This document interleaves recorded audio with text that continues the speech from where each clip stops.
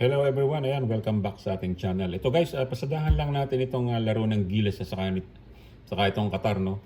Ibang klase, no, kung makikita ninyo. So ito, umpisahan natin, no? Ito yung pinakamagandang pasahan nila na nakita ko. Ayan ha. Okay, isa, dalawa, tatlo, apat, lima, anim, pito, walo, siyam,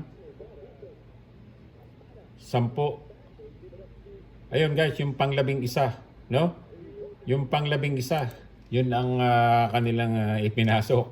Doon nila ipinasok yung bola. At kung mapapansin natin, no? Kung mapapansin po ninyo guys, doon sa pang-11 pasa, ayan na, pansinin yung maigi. Ayan, i-slow mo natin kung paano masikip eh. Masikip yung lugar. Ayan ha. Oh. Doon pa nila ipinasok yung bola, no? Doon sa masikip. Si Brownlee pa yata yun. Si Brownlee. Ayan, no? Ayun. Doon sana kay number 18, pwede. Di ba? Ayan.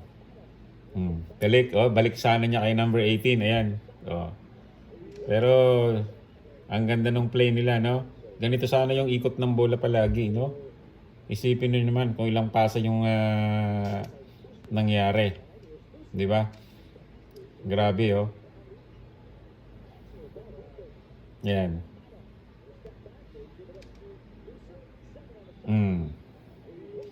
Talagang kahit ulit-ulitin mo, napakaganda. Ayan po muna ang ating video sa ngayon. Magkita-kita tayo muli sa susunod na video. Pasensya na po doon sa mga viewers ko dahil napaka-busy po talaga. Ito, nakasingit lang po ng konti.